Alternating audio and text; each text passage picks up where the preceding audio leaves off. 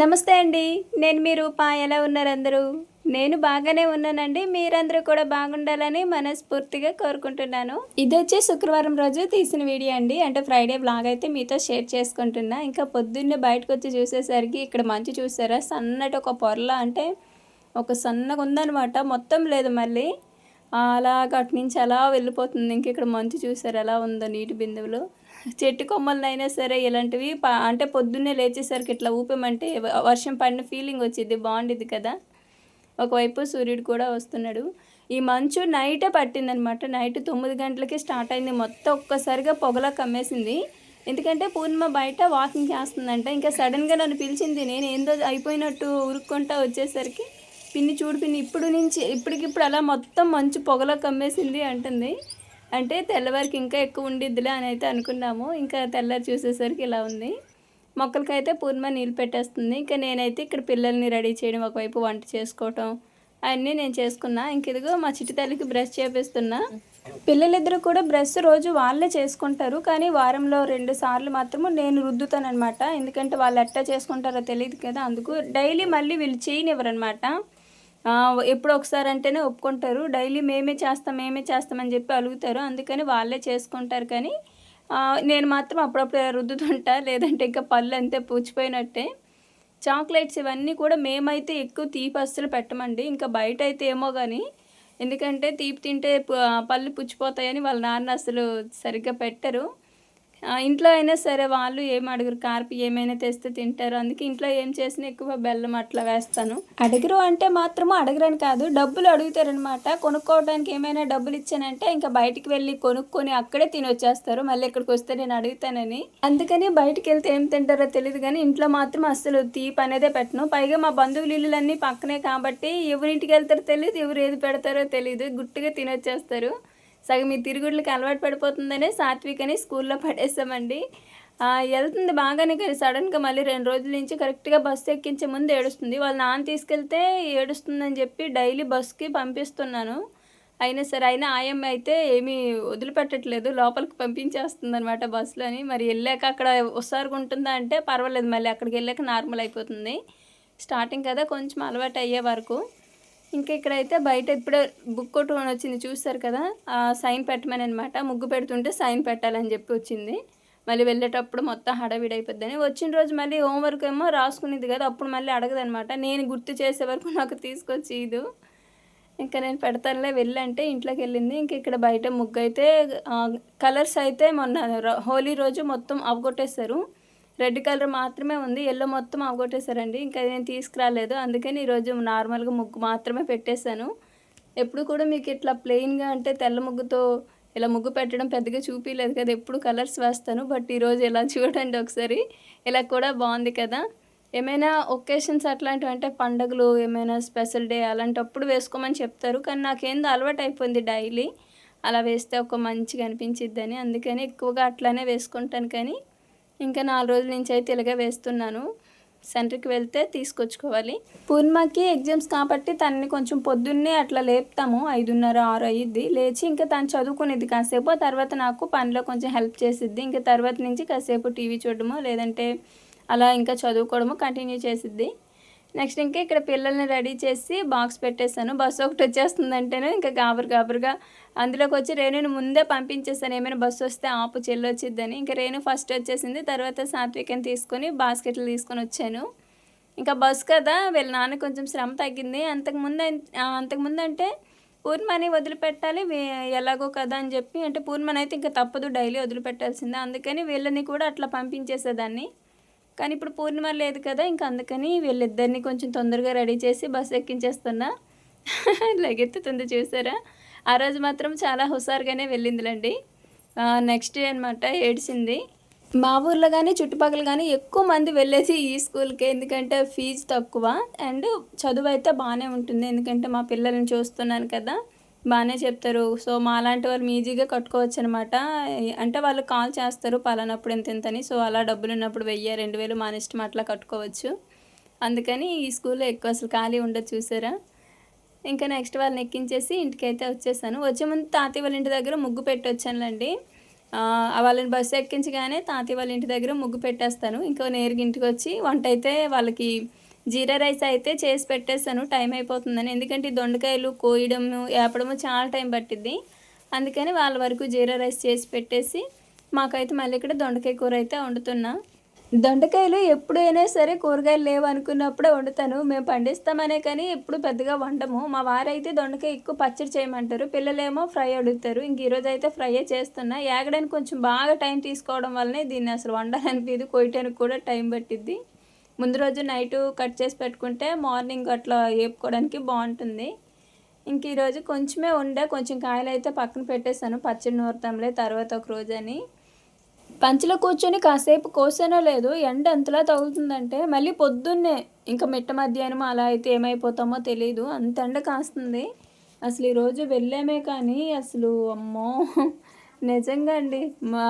అంటే ఈరోజు మా వదిన వాళ్ళ ఇంటికి కూడా వెళ్ళామన్నమాట. ఇంకా అక్కడే చాలాసేపు ఉండిపోయి కొంచెం ఎండ తగ్గింది అనుకునేటప్పుడు బయలుదేరి వెళ్ళాము వాషింగ్ మిషన్కి.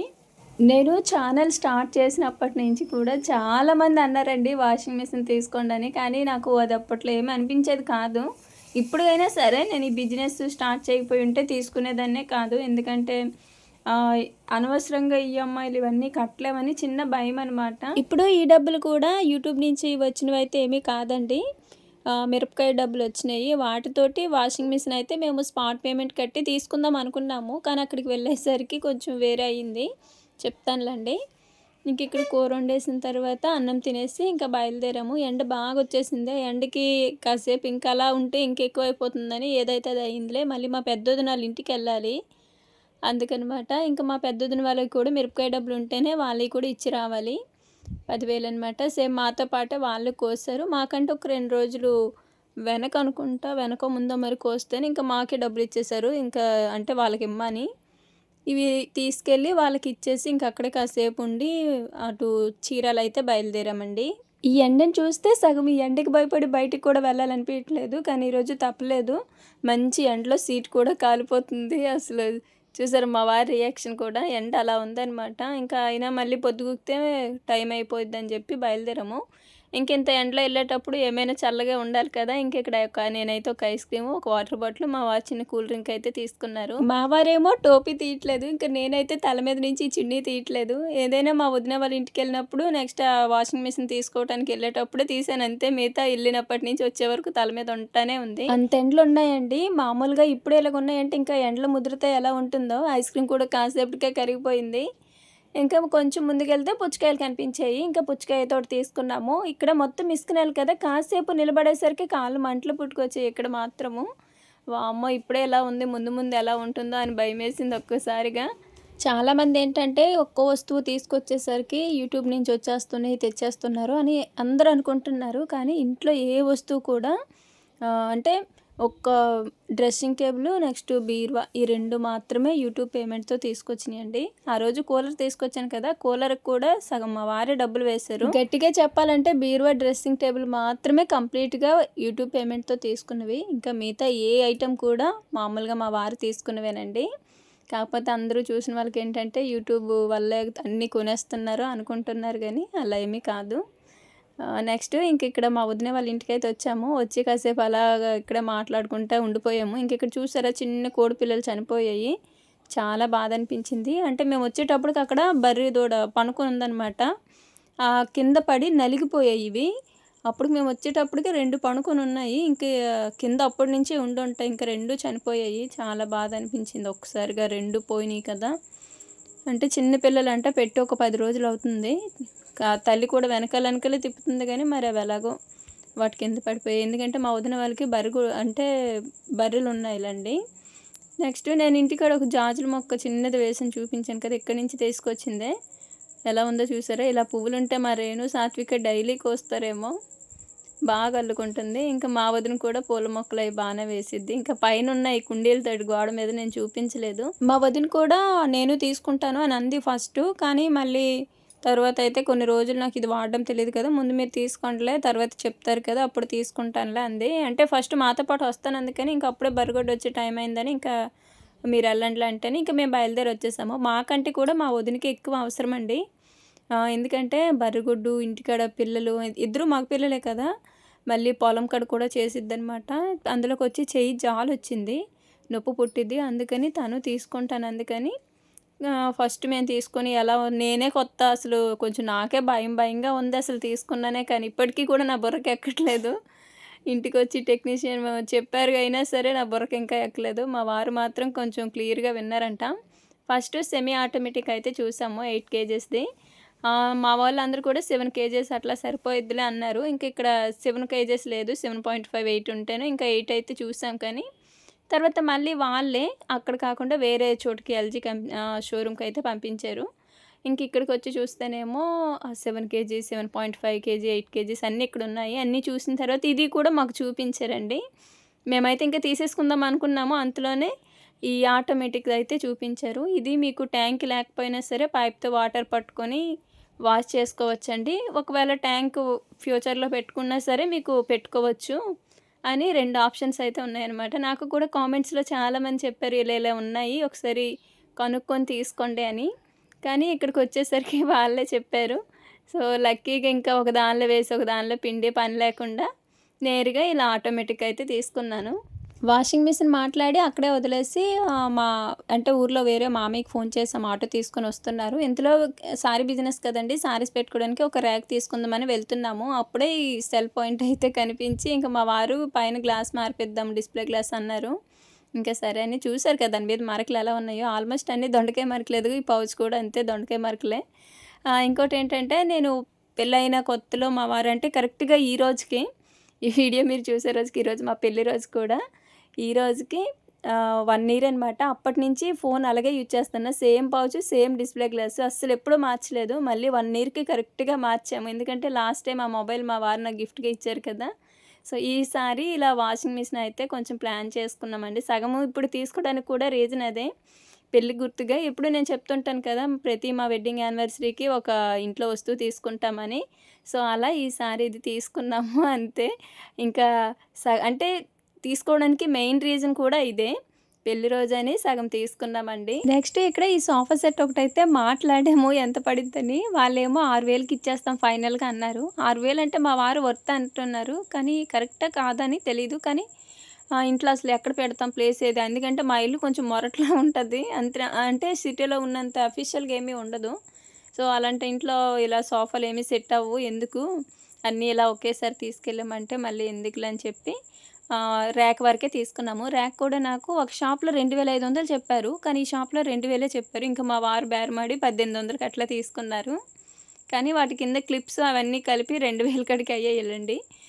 4 క్లిప్స్ అంటే కింద వచ్చి అవి అంటే సౌండ్ రాకుండా కింద పెడతాం కదా! అవి ఒక్కోటి రూ. 50 ఇంకా అక్కడికే 200 కరెక్ట్‌గా ర్యాక్ వరకు 2,000 అనుకోండి. అంటే 2,000 అక్కడికి అయిపోయింది. ఇంకా నెక్స్ట్ ఈ వాషింగ్ మిషన్ వచ్చి రూ. 19,990 మామూలుగా అయితే 23,000 ఎంతో ఉంది. ఆఫర్‌లో ఏదో అన్నారు మొత్తానికి అలా అని ఇంతకిచ్చారు. అటు ఇటుకి 20,000 ఏసుకోండి. మేమైతే హాఫ్ పేమెంట్ పే చేసి మిగతాది ఈఎంఐ పెట్టుకున్నాము. మొత్తం అంటే ఇంకా కష్టమే. ఎందుకంటే సెమీ ఆటోమేటిక్ అయితే 13, 14 అనుకోని కట్టేద్దాం అనుకున్నాం గానీ, ఇంక ఇది ఆటోమేటిక్ తీసుకున్నాం కదా! ఇంక అందుకు తప్పలేదు. కానీ ఇంకోటేంటంటే వాషింగ్ మిషన్ కింద పెట్టుకునే స్టాండు, పౌచు 2,000 అడిగారండి మాకు. అది వర్తేనా అసలు? అంత ఉంటిద్దా కాస్ట్ అని నాకు తెలీదు గానీ 2,000 అనేసరికి ఇంకా మేము ఇంకెక్కడైనా బయట కొనుక్కుందాంలే అని చెప్పి ఆగిపోయాము. అంటే టెక్నీషియనే వచ్చేటప్పుడు చెప్తే తీసుకొస్తారంట అందుకు. ఇంక ఇంటికొచ్చేసాము. ఇంటికొచ్చేసరికి మా వదిన మేమెళ్ళేటప్పుడు అక్కడ సమోసాలు తీసుకుంది. ఇంక అక్కడ తినకపోయేసరికి పిల్లలు తింటారులే అని చెప్పి మాకు కొన్ని పెట్టిందనమాట. ఇంకా వచ్చేటప్పుడు పిల్లలకి తినే కాయలు ఇవైతే తీసుకొని వచ్చేసాము. ఆటో అయితే ఇంకా రాలేదు. సగం వరకు ఎనకాల వచ్చాము. ఇంకా వాళ్ళకి వేరే పనుంది అంటేనే మేము వచ్చేసాము. ఇంకా కొంచెం పొద్దుగూకాక 6:30 ఆ టైం అప్పుడైతే ఇంకా మావయ్య అయితే తీసుకొనొచ్చారు. నేను మాత్రము ఫస్ట్ టైమ్ అండి వాషింగ్ మిషన్ ఇంత దగ్గరగా చూడటము. ఇప్పటివరకు ఎప్పుడు దగ్గరగా అసలు చూడలేదు. అది ఎలా వర్క్ అవుతది కూడా తెలీదు. ఇప్పటికీ కూడా కొంచెం భయం. ఎందుకంటే బట్టలు పిండేటప్పుడు అంటే బాగా దబ దబ కొట్టుకున్నట్టు సౌండ్ వచ్చిద్ది కదా! అలాగొచ్చేసరికి నాకు గుండె అయిపోయినట్టు అయిపోయింది. మా వారేమో స్టార్టింగ్ కదా అలాగే ఉండిద్దిలే చిన్నగా అలవాటు అయ్యిద్దిలే అంటున్నారు. ఇంకా నెక్స్ట్ డే టెక్నీషియన్ వచ్చి ఎలా అనేది మాకు ఒక డెమో అయితే చెప్పారు. చూపించారనమాట. ఇంకా నాకు మాత్రం ర్యాక్ బాగా నచ్చింది. మంచి బడ్జెట్‌లో వచ్చేసింది. హైట్ కూడా బాగుంది చూసారా? క్వాలిటీ కూడా ఇవి తుప్పు పట్టవంట. అందుకు ఇదే తీసుకున్నాను. ఇంకా దీన్నైతే బెడ్రూమ్‌లో పెట్టేసి ఇందులో చీరలన్నీ కూడా సర్దేసేయాలి. ఎందుకంటే చీరలన్నీ కూడా ఒక పక్కన పడేస్తున్నాననమాట అలాగ ఒక దీనిగా. అందుకని ఇలా ర్యాక్ ఉంటే ఏ ఏ స్టాక్ ఉంటుంది ఏంటనేది మనకి ఒక అవగాహన ఉండిద్ది. అంటే కనిపించిద్దిగా చూడగానే. ఇన్ని రోజులు కూడా ఇంట్లో ఏ వస్తువు తీసుకోవాలన్నా మా పెద్దొదిన వాళ్ళ కార్డ్ ఉందనమాట. దాని మీద తెచ్చుకునేవాళ్ళమి. అంటే మాకంటూ ఏమీ లేదు. కానీ ఈరోజు కార్డ్ అయితే కొత్తగా చేపించేసుకున్నాము. అంటే ఇప్పుడు తీసుకున్నాం కదా వస్తువు. సో, ఇక్కడ అయిపోయిందనమాట ఈరోజు. పోనీలే కార్డ్ వచ్చిన దగ్గర నుంచి ఏ వస్తువైనా సరే చక్కగా తెచ్చేసుకోవచ్చు. మా వారేమో నీ దెబ్బకి ఇంట్లో ఖాళీ లేకుండా అయిపోతుందని అంటారు. అలా అని ఇంట్లో ఏ వస్తువు లేకపోతే ఎలా అని నేనంటాను. అక్కడనమాట. కాపోతే మా ఇంటికి ఎప్పటికైనా మంచిగా పెయింటింగ్ చేపించుకోవాలని నా కోరిక. పెయింటింగ్ ఏపించుకోవాలని. ఈ వస్తువులన్నీ పెట్టేస్తే ఇంక రేపు పెయింటింగ్ ఏసేటప్పుడు ఇంకా ఇబ్బంది అయ్యిద్ది. మా తాత వచ్చేటప్పుడు కొంచెం భయమేసింది. వాషింగ్ మిషన్ అవి కూడా కొనుక్కున్నారు అంటాడేమో అని. కానీ మా తాతయ్య బాగా అర్థం చేసుకుంటాడు.